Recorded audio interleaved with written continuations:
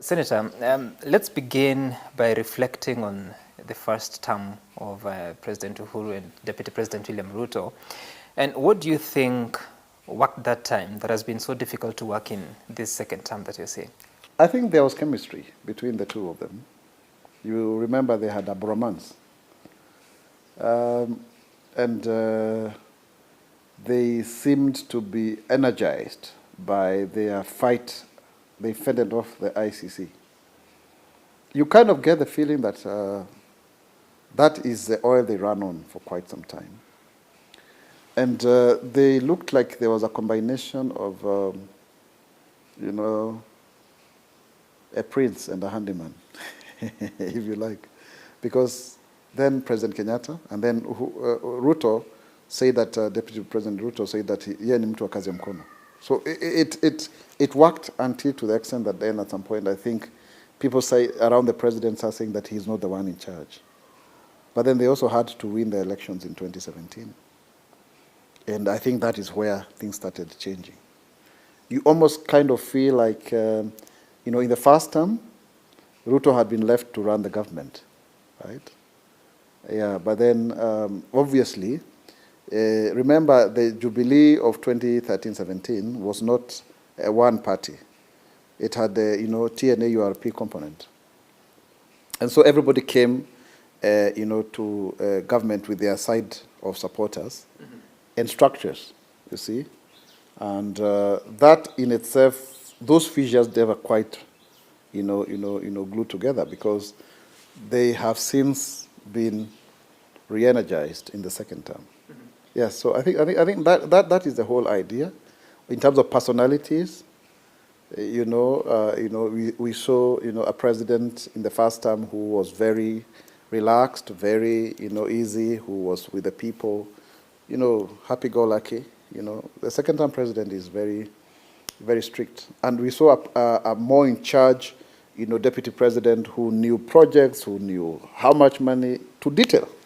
I happened to have gone with him even to places like in Mwaura, in Taita Taveta, and you find like projects there in the middle of the villages. He's aware of them.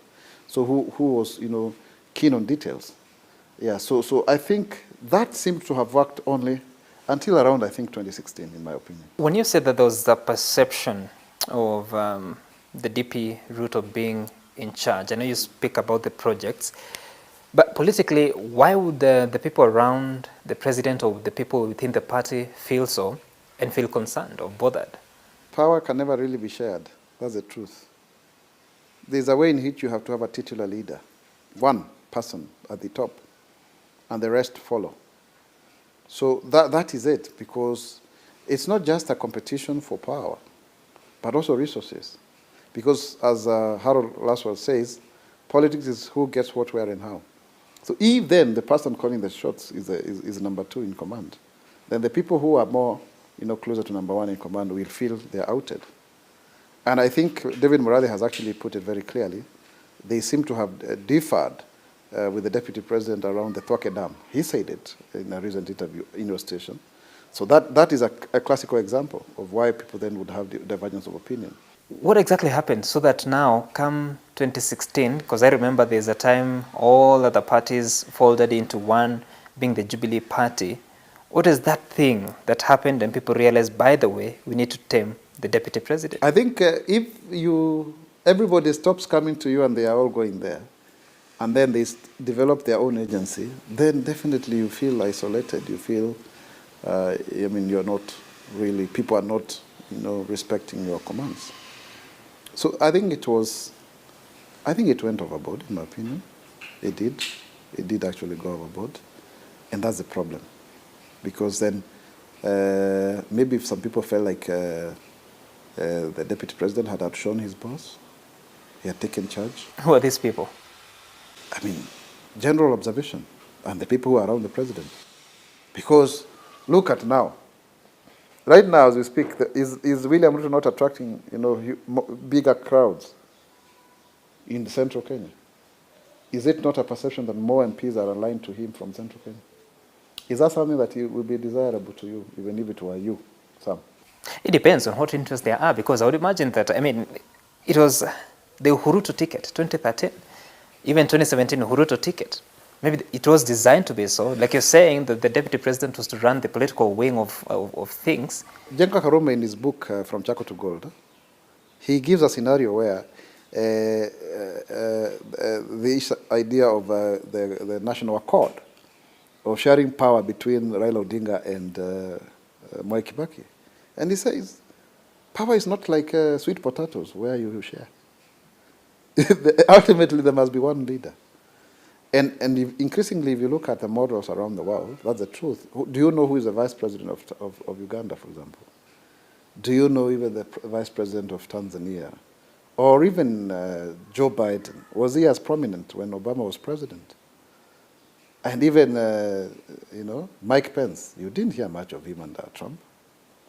So it goes without saying. Even when we had David Cameron and he incorporated Nick Clegg of the LDP party as the deputy prime minister, the first time that we ever heard of such a title, sinecure as it sounds, we didn't hear much of Nick Clegg.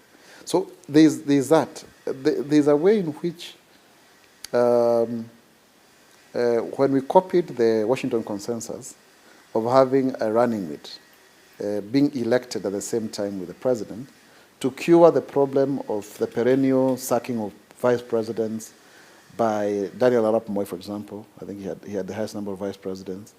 Then we kind of thought that now, and also the changing of the title of deputy president, it almost looked like this was a new office with more vigor. And it happened that the occupant of that office, by sheer force of personality, occupied it very well with gusto. Some. The truth of the matter is that if you look at the provisions of Article 147 and 148 of the Constitution, the deputy president is nothing more than a clerk of the president. That's the truth. Principal assistant. Yes, that's a word. Assistant. Not a principal. Assistant is the word. There is no real job description. And I think that's why the BBI is saying, if you are deputy president, you must have also a ministerial portfolio. Because what keeps you busy? What keeps you busy?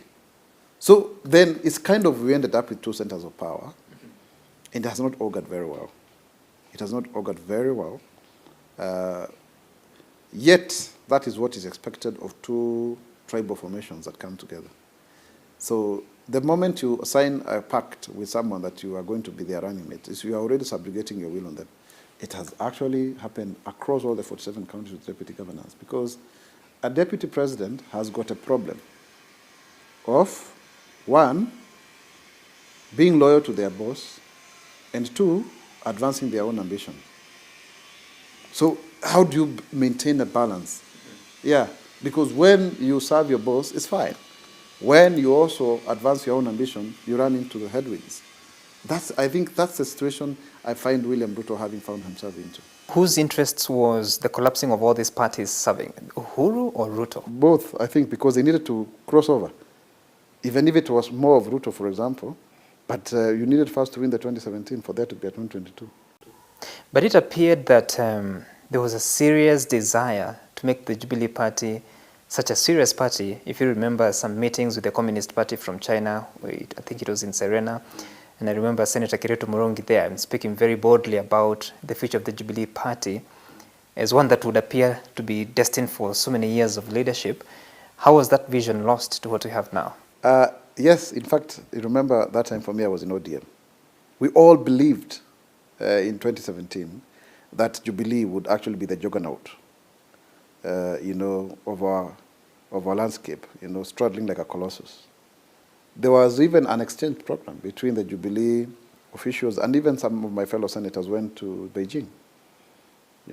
I mean, we have had exchange. I have gone to the China Academy of Governance, so that you look at the political ideology of the NPC. In fact, this is ongoing even now. I think we are going to have a meeting with the Chinese the members of parliament, the NPC members soon also.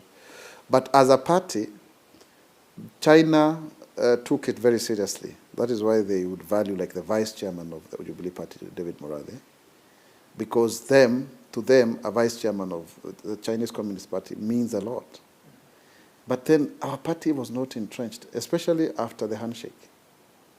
That is where Ruto started maybe feeling like this Raila is also coming to elbow me out. And he said it. I mean, you can play back clips where he said publicly, you chased me out of ODM, you're not going to chase me out of Jubilee. He had said it himself. You know, Waswahili wanasema fahari wawili hawaishi zizi moja. Because you look at the persona of Ruto and Raila, they are very much alike. Yeah.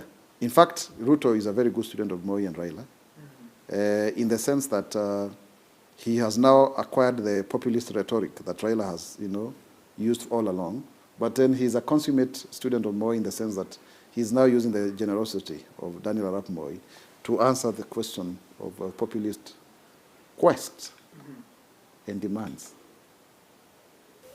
So Moi is the undergraduate, Raila is the postgraduate. No, it's the other way around. You can say that in terms of the sequence of learning, but in terms of the political strategy, is what you apply. You apply populism, but then you answer it with wheelbarrows, with mkokotenis, with things that seem to make immediate sense to what people want. Raila is more futuristic. He is more idealistic, and that sometimes doesn't connect with the people per se, because you are selling them hope. Right. Yeah. So let's talk about, so it's 2017, the Jubilee Party has come together and we get into the nominations. I think it was in May 2017. And it's pretty chaotic, but who comes to calm the nerves of many? It's the deputy president, very at the center of it in conducting the primaries. All this time, with whose blessings? You know, at that point, you still see the kanda ya moko, kazi ya mkono kind of scenario. How on earth would you expect a party that was launched on 10th of September 2016, having collapsed TNA on the 9th and I think URP on the 8th, and then 4 months later, in April, they are supposed to be conducting a national plebiscite? What capacity do they have? You literally are trying to jail individuals and create relations, and then you're supposed to actually go ahead and get the best of your candidates in your strongholds. It collapsed, and it collapsed with many of us because there was no capacity, absolutely no capacity. And even if it was there, it was in the interest of some forces for it not to work. Because how then do you make sure that you have people that you want, to have, you want that they win? It was deliberate. Because we later on came to hear of stories of people who had been given ballots, pre-marked ballots. They were being printed at the Kenya Literature Bureau. That's the truth. And those are the candidates that were supposed to win. So if you are not wanted, you are not supposed to win. That's the truth. And so, yeah. Are you telling me the total failure across the country was designed? Yes, it was. But also, just to give you some clarification, the ODM party did something very interesting. On the 7th of April, they gave direct tickets to about 100 people. I think maybe those are the ones who had bankrolled the party. People like Gladys Wanga, some certain governors, they were given direct tickets. But IEBC had said the nomination should be 13 to 22nd. So it was even done out of time of the IEBC prescribed schedule.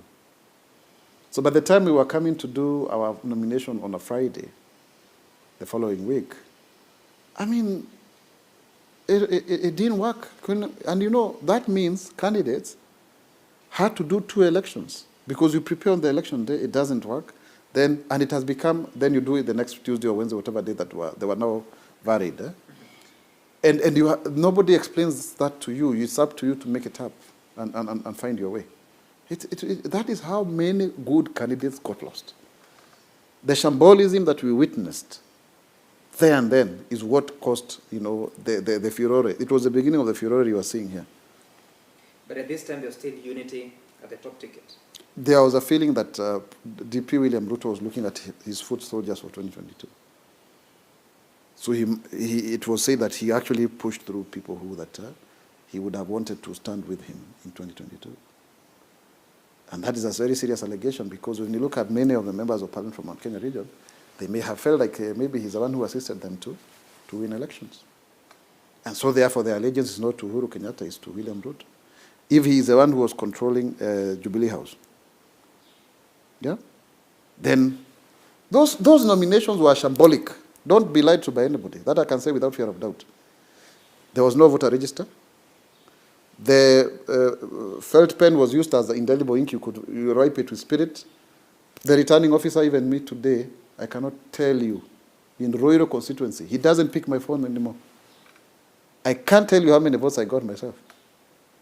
It was just shambolic. There was no counting. Which system? Which system was being used even to transmit results? It's like here in Kiambu, there was order to make sure Itito wins and Kaboko doesn't. So I don't know how many other instructions have been given. And some people also became collateral damage of the same. You get, Like, if this is a governor, then he also comes with his fellow MPs. That is why I am coming up with the party primaries bill, to try help cure this nonsense that happened during the 2017 general election. Definitely, without fear of doubt, our political parties are very poorly managed, because you see, I also suffered the same thing in ODM, remember? So it is not one kind of party that has these challenges. This problem has got roots in almost all of the other political parties. And so therefore, it is about relationships. It's about, you see, interestingly, there was one of the gutter press newspapers which sometimes tends to speak the truth. It had serialized who are Uhuru men, who are Ruto men. Mm-hmm. And by the way, the manner in which that was accurate was amazing. At some point for me, I thought we were all one team and that there was no group of this and that. That's why you have seen that post-election, the former MPs have been more active coalescing around the president, and the current MPs have been coalescing more around the president. Who's Mwaura? I'm a Jubilee-nominated senator. Wow. I am a Jubilee-nominated Not now. senator. Who's Mwaura? I am a Jubilee-nominated senator. And I am very grateful that I have an opportunity to serve persons with disabilities in the Senate. And that is why we are insisting that even in the BBI, we must also be included. How would you describe the mood of the campaign, the presidential campaign towards the August 8th, 2017? I have never seen unity of purpose, energies, and all of that. We were one united team, very inspired to deliver. And for the first time, I honestly thought that the campaign was won on the basis of the track of development. Remember, Jubilee delivers, those adverts and what have you. Those seemed to be very well projected. And you almost felt like people had gotten the buying in. Until, of course, Maraga happened. Yeah.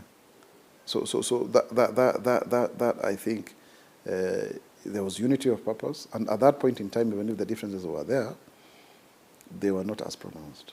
They were very hushed because there was a bigger, challenge to overcome, and that is winning the elections.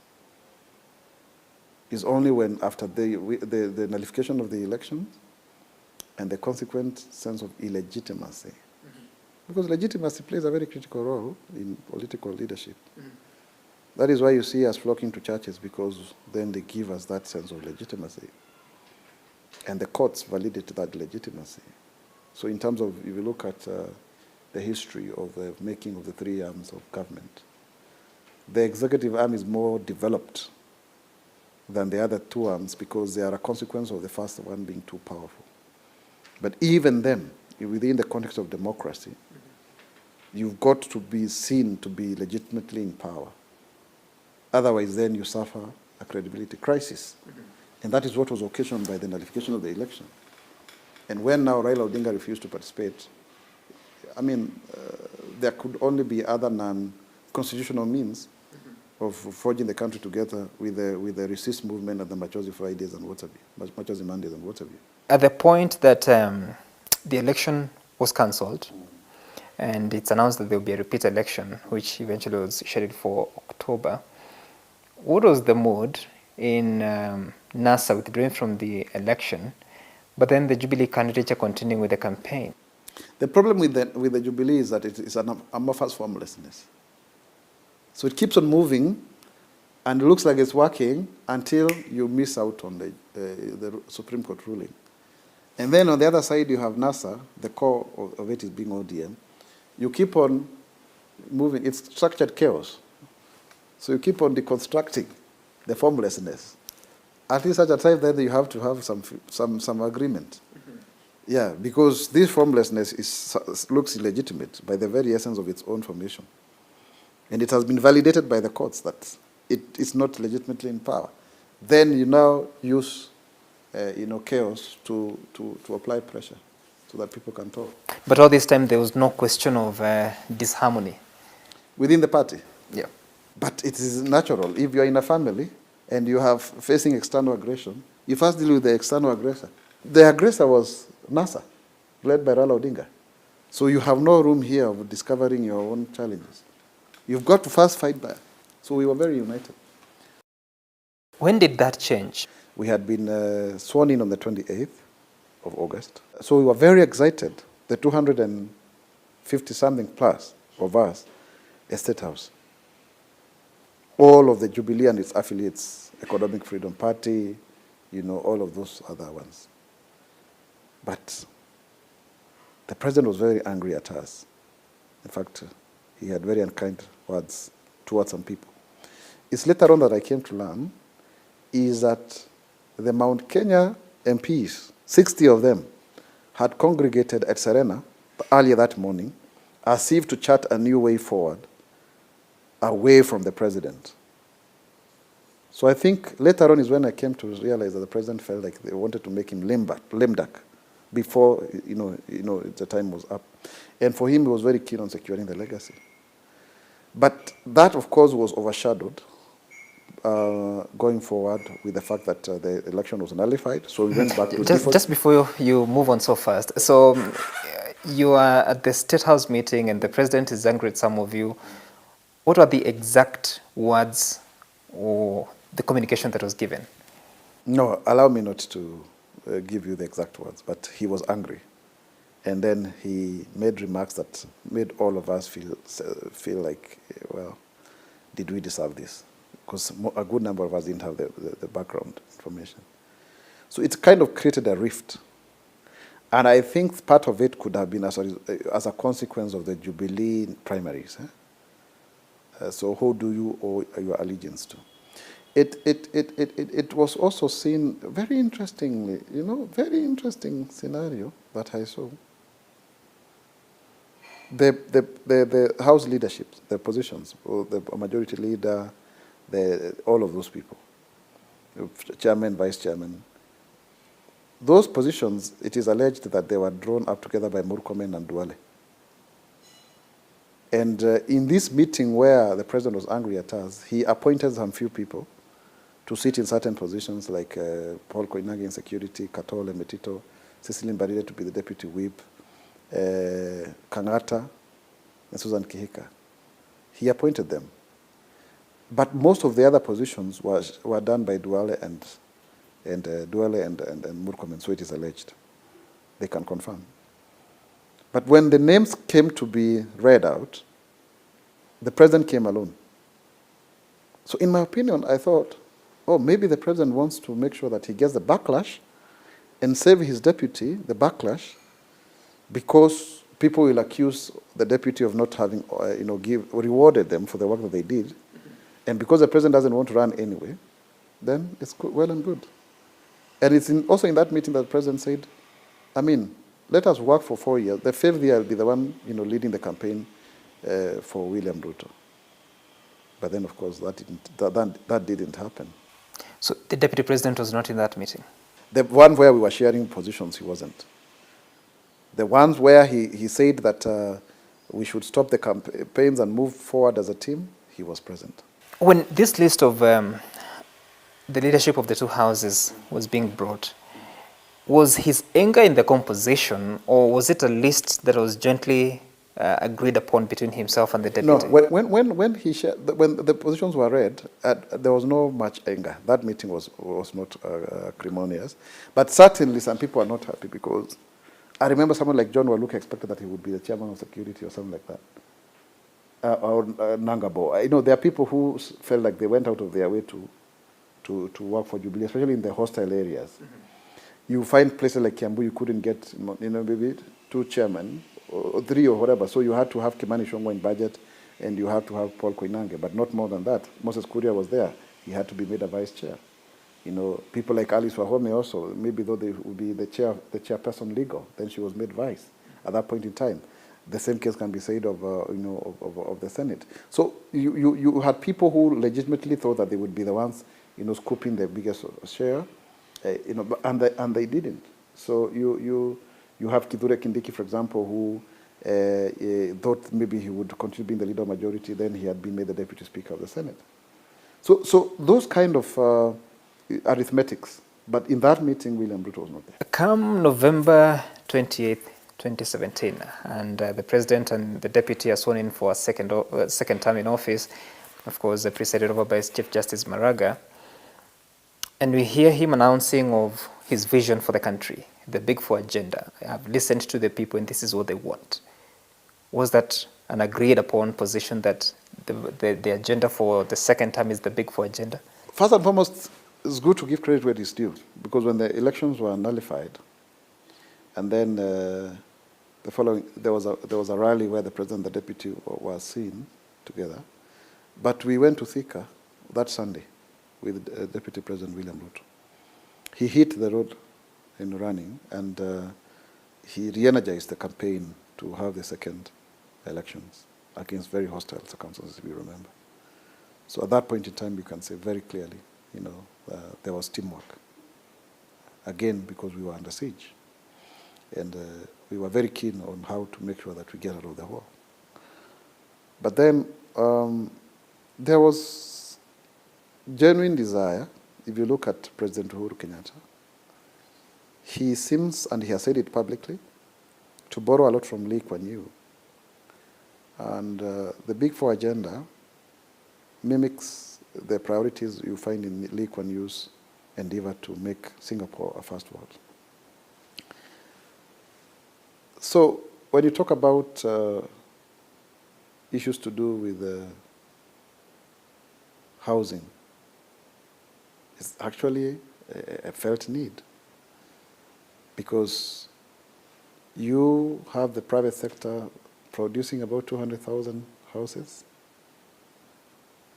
a year. So you can see the desire to have 500,000 houses. But is it about government doing social housing? Or is it government creating an enabling environment for the private sector to drive that? So when you talk about manufacturing, data is there, clearly. Manufacturing was higher in Africa in the 70s than it is now. And there's no single country in the world that has ever developed without industrialization. So it's well felt need. And then when you talk about universal health care, the number one challenge we have in this country is us as politicians, we pay a lot of medical bills for people. So if you have people who can access universal health care, then I think it's only in order that that can be done by government through UHC. And then the issue of food security definitely could also have been partly informed by the fact that, remember, unga was a big issue around elections. And unga is a staple food here. So I tend to feel that also may have been informed there too, because remember, Jubilee had got a 10-point manifesto. But then now, the Big Four agenda became 4 priorities. Now, in terms of the actual planning, there's a disconnect. Because then the question that arises is, at what point do we move away from the Vision 2030 to plug in on the Big Four or the 20-point manifesto? So you have what you call in government planning medium-term plan. It's a 5-year cycle, which is supposed to be speaking to the whatever party that is in power in terms of its manifesto. So this came much, much later in terms of having a congruence of the two. And that's why you have the disconnect. Because you see, 3 of those 4 agendas are actually devolved functions. So you cannot now, therefore, implement it as like a Kibaki style, because that time you have a unitary government. Now you have a unitary government that looks federal, you see. So you have to work with governors to have this happen. And then now you can imagine that prior to 2017, economic activity was slowed down or stopped. And then you come to the nullification of 2017, and then it is pent-up till March when you have the handshake because of the Machozi mandates and the resist. And then you have the release of that energy in the whole of 2018 until 2019, when now you have to have the aftershocks of the time the economic activity was not working. In short, what I'm trying to say is that these priorities can only come from the leader at the top. It's easier to work with 4 agenda than 10 of them.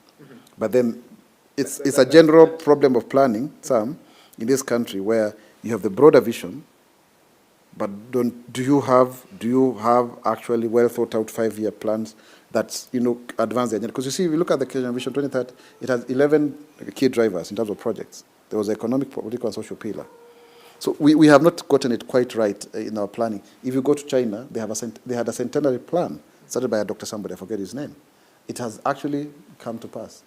So that long-term visioning. But the question is, at this time, because they have won the repeat election despite the circumstances, and now they're being sworn in and the president announces the Big Four agenda and goes ahead to give the details on the 12th of December that year, that is Jamhuri Day celebrations. Was it still the agenda of the two, or this was a president trying to define his legacy?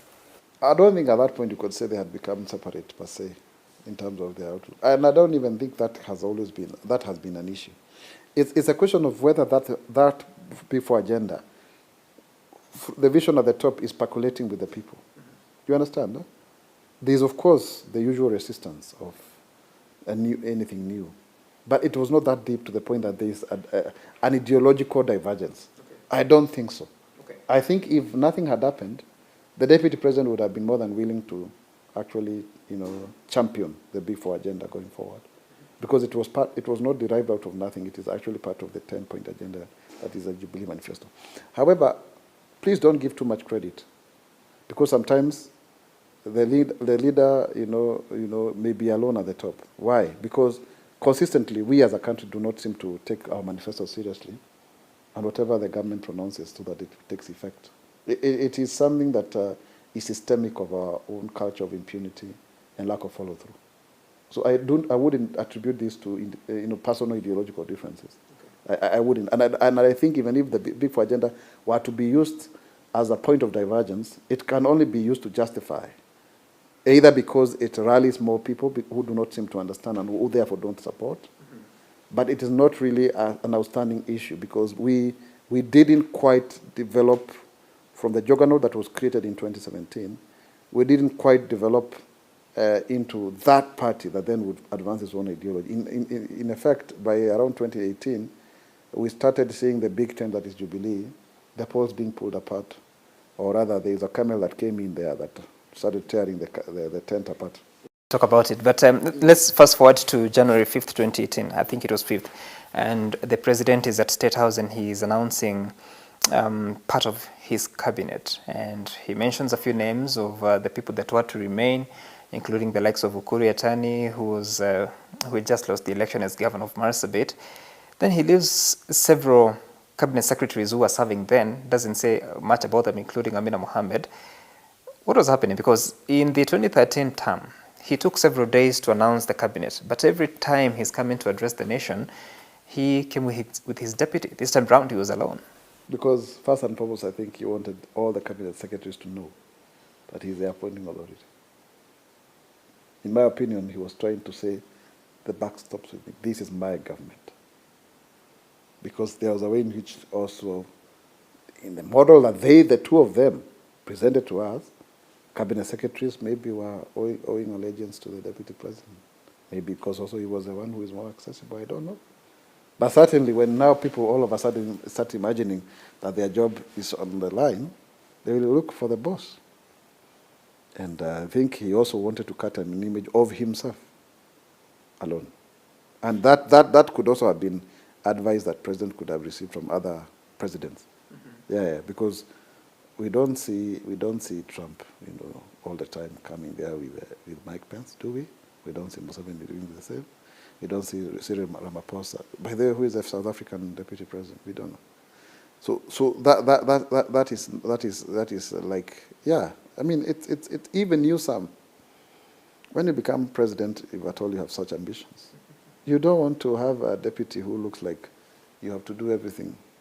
with them. But remember, why Uhuru and Ruto happened, they were a successor of the consociationalism that came with the Grand Coalition government.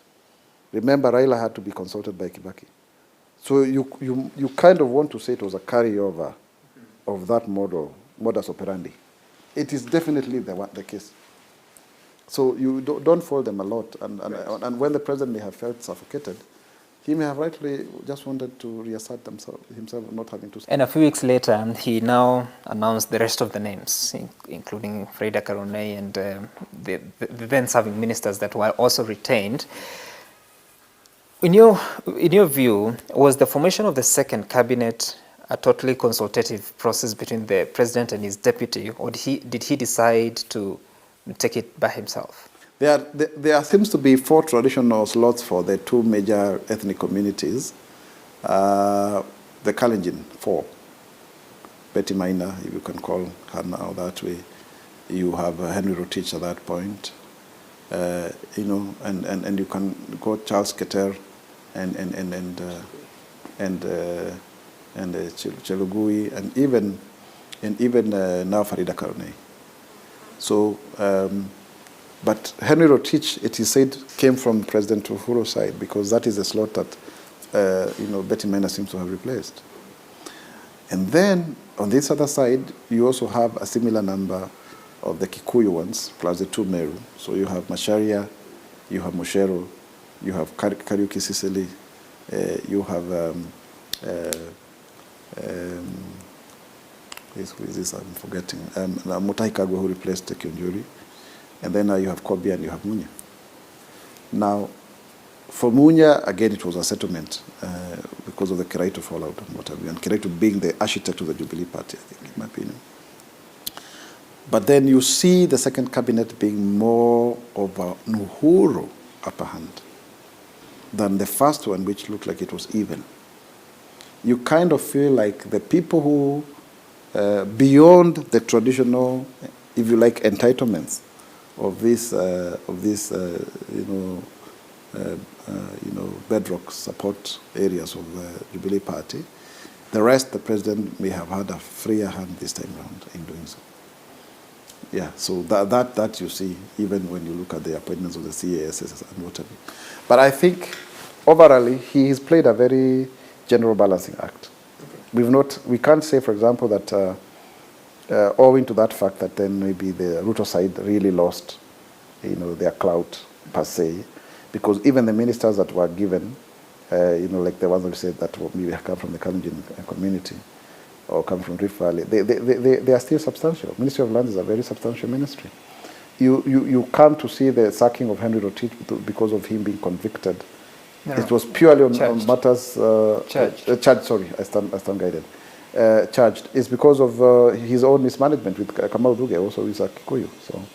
So the president, on that account, I think he's tried really to maintain. The only challenge is that these ministers don't seem to have spine anyway. They are, as somebody has described them, as clerks. So they don't have the political thrust to effect public policy in the manner in which we've seen previous cabinet ministers do, because they had the political security of being members of parliament. So that I think the president was keen on saying, you see, we saw a departure of Uhuruto to Team Uhuru. Okay.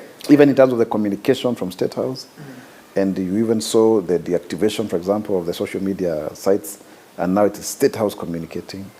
So, because then Uhuru the person could also be giving opportunity for Ruto the person. But then when it is State House and then there is a presidency, the State House aspect seems to favor Uhuru the president. The presidency seems to favor the deputy president as part of the core of the presidency. So those dynamics in terms of public communication come out very glaringly. Before you lose the point, you had started to talk about how the president fashioned his leadership in the second term by the changes that were at State House and what have you. Yes, I think the president may have felt like he needed to have more control. That maybe there were too many people around State House who were more loyal to his deputy. So he needed people who would be sure that These are the people who matter. These are the people who, answer to me, with loyalty. And you can see that in the persona of Kinodi Mbogo. He's almost non-existent. He's very much on the background. Let's fast forward now. The cabinet is named in January, and then March 9th, the shock to the nation, the president and his nemesis, Raila Odinga, the Harambee House steps. They announced to the nation of their handshake, and then it gives birth to the confusion that followed. Then, just a few weeks ago, we learned that apparently the deputy president was kept in the loop, even contributed to some names in the BBI task force. What was that, and what has it done to the Uhuruto? With the explanation the president has made public, and he repeated this in Russia, he even mentioned the names of the people who, like say, was actually was proposed by Ruto. I think it's now clear that maybe the deputy president was not comfortable with Raila Odinga coming on board. Because if it was the case, and he also contributed into the side of the Jubilee side, then certainly he would have also been tagged all along. Remember, Raila and Ruto had fallen out in ODM. And Raila feels that if Ruto had supported him in 2013, yes, he would have definitely become president. And even when Raila's chances of being president were almost unassailable, the Rift Valley voted for him, to a man. And so it therefore goes without saying that these then therefore became competitors, because Ruto was trying to play his own script. And his script was, he was to be the apparent, automatic heir to the throne. And then here comes a situation which then would introduce another key player.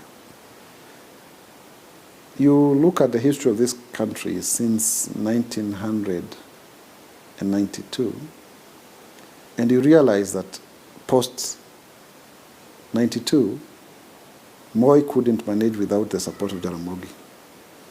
Jaramogi was a distant number 4, rather credible, but they already formed something they called cooperation.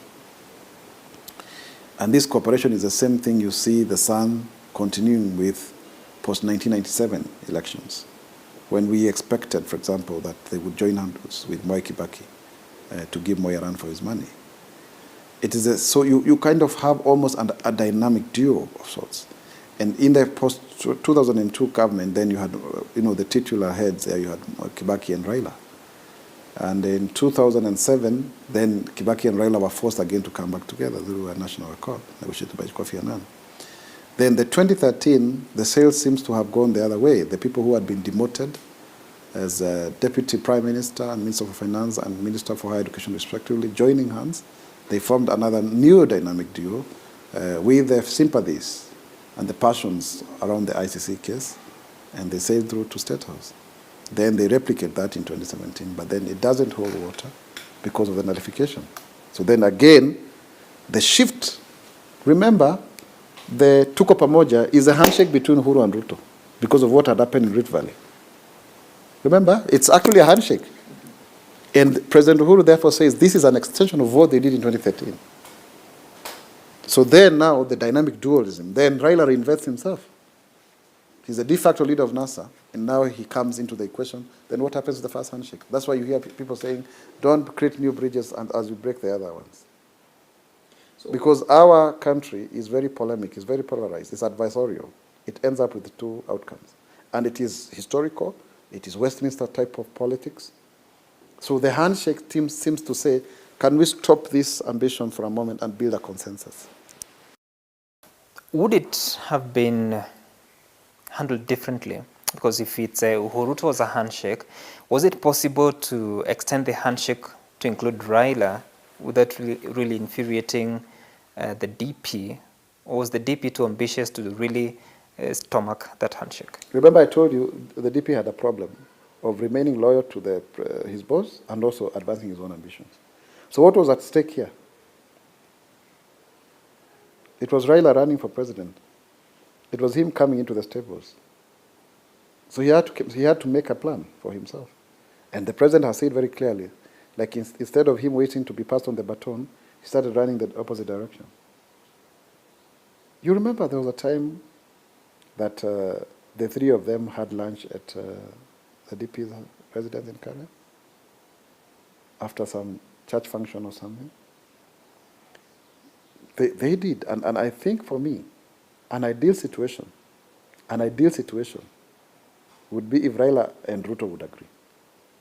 Because one is old and is on his way out. The other one is still young. I mean, how old is Ruto? It's maybe 53, 54? Raila is 75 now. So who has a longer shelf life? I don't know whether that is the desire of the president, but politics will always be ambitious and power abhors vacuum. The moment there was a fusion of the monopoly of government and the monopoly of opposition, as I call it, then because of the adversarial nature of our politics, then the Tanga side looked like it's the new opposition. And that remains to be the case now. Now, what that does is that it gives Raila an incumbency without him being in government per se, and gives Ruto the advantage of being the outsider from within. And that then makes him to run with the populist rhetoric. The question is, because of the narrative of the Hustler dynasty, does that threaten the core that would inform the pedigree of Raila and Uhuru? And then what would that mean going forward? It still speaks to the question of how does that affect Ruto's ambition of ascending to the highest office, political office in the land? Has the president's focus that he was going to lead the campaigns for the deputy president in the 5th year, has that changed? Would you know? In my opinion, I think it has changed because he says that he has been defied by his own deputy. But let him speak for himself. You know, I'm only analyzing personally. I'm only seeing things the way I see them. I am not speaking for anybody. I'm just seeing things the way they are. Yeah, having interacted with all of the three leaders, that's the sense I get, because post referendum, if it were to go through, then we'll go back to the default mode. People will have formations based on the new positions, because positions are aspirational, and they will inform those coalitions that will be formed. It's less than 2 years to the general election, and with all the conversation around BBI, the ambitions of 2022, of people taking different sides, how does it affect the future of the Jubilee Party and what was desired in September 2016? The Jubilee Party as we know it is as good as dead, because if it was Tuko Pamoja because of two individuals, if then those two individuals don't seem to go the same direction, if there have been allegations of starting Jubilee Assembly Center, when you hear the Secretary General of a party saying that the Deputy President is a persona non grata in his own party's headquarters, what are you telling me? There were supposed to be elections of the party. Have they happened? So Jubilee has not lived up to its expectation of being a true political party. That's the truth. It has not even pretended to be. So in that regard, you can only see splinter groups. In fact, Central Kenya will have maybe the highest number of active political parties with a chance of having an MP or two. We are going back to post-NAC government when we had the Grand Coalition, Grand National Union, that one, Government of National Unity. That one, where in 2007, Kibaki won power with only 46 MPs under PNU. And then there were so many small parties, CCU, I don't know what, PPK, single member, if you can call it, single member parties that then all formed a coalition to back up Kibaki. Otherwise, ODM had a sure majority, and that's how Raila became prime minister. So we will see definitely that outcome. And remember, if the referendum happens, post ante, people will be looking at how does it make me become official leader of opposition or prime minister particularly. Because as currently drafted, it is possible to have a prime minister who is not in the same political party or coalition of parties with the president. It is actually possible, because that is a situation that we seem to be learning from, especially with the national accord. We all of a sudden started seeing people speaking so boldly, to the extent that the leader of majority then, Kipchumba Murkomen at the Senate, would even dare the presidency and speak so boldly about how he thinks the solution to the challenges within the party was the president. What transformed the guts that people would have? I think because people didn't have an opportunity to ventilate. Jubilee was not meeting. So where would people speak other than through the media? You see, what I've seen is that when you call people to a meeting and they just speak their hearts out, it makes them to heal. It makes them to clarify, because there's a lot of rumor mongering and backbiting in politics. That is what we are paid for. We are paid to talk. So when you don't allow people to have an opportunity to talk as a party, then what do? They speak to you through the media. It's very frustrating. Some of these things that people are saying could have well been canvassed within the party. And still keep the handshake? But why not? Because Raila never collapsed his ODM. The whole idea of having the handshake was to build a consensus of where the country should go. That was beyond the parties. So the party could still remain, because that adversarial nature was stratified by people taking up positions in parliament. And you know, NASA also played a very interesting game, my brother. Sam, NASA inside the house is alive and kicking. NASA outside the house is dead. Because they know if they kill it in the house, they also lose their positions. You remember a talk where people are even saying that because now ODM has some kind of cooperation with Jubilee, then the leaders of minority positions should be ceded, because then they do not obtain, that legitimacy. It's the same issue. Mutula Kilonzo will not be the leader, deputy minority whip today, if he doesn't continue to pretend that Raila and Kalonzo are still, president and running mate going forward. So it's survival. It's a tactic of survival. And in the years of wilderness, between one election and another, people must survive. People must put food on the table. People must have something to write home about. That is the whole idea. Remember, I told you, politics is who gets what, where, and how. And I will hasten to add that politics is the informal that constitutes the formal. So it's very fluid. And 6 months after every election, in whatever kind of coalition always has a way, starts to drift apart. Because interests have changed, people have come to parliament, they become familiar with each other. You kind of resort to the individual mode other than the collegiate thinking. Because you've already captured what you wanted, and then people start thinking about what they are going to be in the next election. If what we've been witnessing since 2018 to now are the divorce proceedings, when do you see the judgment? People have moved on. They don't need to. In fact, it's not really a divorce per se. It's divorce in the framework of a separation. I hope you're getting my point.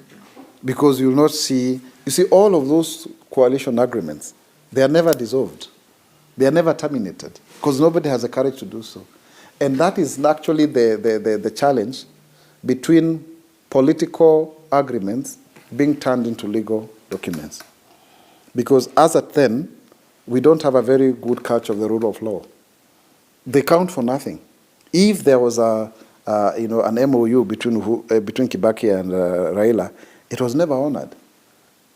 And who faced those consequences of it not being honored? It could that be effected in court? And even when you look at even the way we were conversing about elections, the Supreme Court was not really making a legal determination. If you listened to the ruling and the dissenting opinion, you could almost think that both of them were right, because whatever Maraga and Co were able to build was very thoroughly demolished by Jackson Ojwang and Moso Jokindongo. And so therefore, that becomes a political decision rather than a legal one. And that fusion, that interlink, that lacuna is felt in our body politics, especially when we have a country that has got very low levels of trust amongst leaders because of politics of betrayal, but also with the citizenry. So even if, for example, that were not to be exacted by the principals who agreed, but you don't see a counter demand from the electorate. We are in the political culture of believing that then MOUs and political settlements are there to be dishonored. In fact, when they are dishonored, it looks more fashionable. If politics and the people are about promises, how will history judge First, the president. Secondly, the deputy president. When you're reflecting on their promise of 2013, 2017, the Big Four agenda, and looking at the roles that each played in building the legacy of the Jubilee administration. In terms of the legacy of the president, it is now that we can have a clearer reflection of what Mwai Kibaki did and who he was. I think the jury is still at large. It's still too early to call because he's not even finished his term. I certainly feel like Kenyans of goodwill would want to, fulfill these promises. They did that with Raila almost winning the elections in 2007. I don't know whether that will be the case in 2022 for William Ruto. That I think you can only judge from the undercurrents. But certainly, for Central Kenya, it will be they will definitely return a divided verdict, not the 100% or 90%, that we have seen in the last, several elections. But when you look at the second term and the president saying that let's work for 4 years, then the fifth term we get into the political field, how have they performed in shaping their legacy of delivering services to the people? The Jubilee administration has left the country with a lot of debt. Seriously, and it's a problem that started in 2013. On that one, very poor score. A debt of more than 5 trillion shillings, my brother. So the question would be, out of that, has the president performed? I think when you look at actual projects, he's really done a lot, but it's not very well communicated. So the next president will have serious problems of austerity measures, my brother. So this development will be, people will ask, at what cost did it come? Did we manage our finances properly? What was a place of fiscal discipline? Was it a looting spree with all of the scandals that we've had? You see? Now, between now and January, we borrowed another 1 trillion shillings. We've just raised the debt ceiling to 9 trillion. Our economy is about 98 billion US dollars. The US economy is about more than 21 times ours. The Chinese economy is about 14 times ours. Do we have the fiscal space to even accrue more development to our people? So that should also be looked in the context of a president who inherited a huge, huge bureaucracy because he has over 500 ministers in the name of the CECs and 47 governments there. So you see a challenge of expanding government exponentially without costing that government properly. That's a failure. It's a failure of leadership. Yes, because we also see the hoarding, the empire-building behavior of national government officials wanting to retain functions that are already devolved. That is what has increased our budget by about 400 billion or thereabout. And yet, at the same time, the exponential growth in terms of expenditure within government is unmanageable. We should be doing a budget of less than 2 trillion. We are now almost 3 trillion. So that poor management of the fiscus, for me personally, I think will be the clearest indictment against the Jubilee government, over and above all of the projects that may be delivered. But also remember, project delivery is long-term. The only challenge is that the costing affects the return on investment. Because the costing has what we call rent-seeking behavior.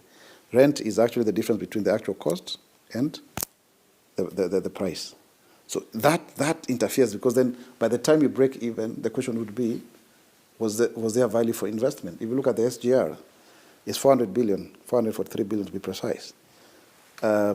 So many goods coming, but containers returning empty. So if you had the Big Four agenda working, right, then goods will be being exported. And if you look at the multilateral, bilateral agreements, then they would be helping us on macadamia and whatever, and not raw, but also value addition. But at the same time, breaking even in the sense that the Chinese have sold to us over 400 goods worth over 400 billion. So the rail is working for them. And they have come to us telling us that we should go on from Naivasha to Kisumu. So you have to look at the political economy. You've got to look at it intrinsically. This is not a simple question. The sure bet is that whoever becomes president, he will inherit an almost bankrupt country. What will he do with the macroeconomics? And that mess we have been brought by the factor of devolution, but also the poor management of the economy of the treasury, national treasury by the Jubilee administration. That is impartial. That is neither about who you support or not. We are all Kenyans. This is our country, and we must speak truth to power.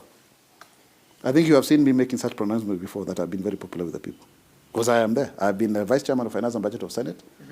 I am in the, if you can call it, I'm in the finance cluster, so I can see what is happening in government. I want us to close, but not without this question about how defining corruption and the fight against corruption has been for the 2 terms, but specifically for this 2nd term, where we see a deputy president who is very bold at attacking the organs that are supposed to be dealing with corruption, and he calls them that they're politicizing the war. You can't apportion corruption to only one side of the Jubilee administration. It is a national cancer because of politics of patronage. It's become so bad that for you to be paid in government, you have to know people, even jobs. And for a very long time, Isaac Mwaura believed that there is fairness, because Kibaki told us that we should work on merit. It doesn't work in this country. In fact, I think the levels of corruption have gone way much worse than the times of Kibaki. I have every reason to believe so. And we are seeing a resurgence of a consensus between the DCI and the BPP. And the BBI is now proposing the DPP should be an independent office.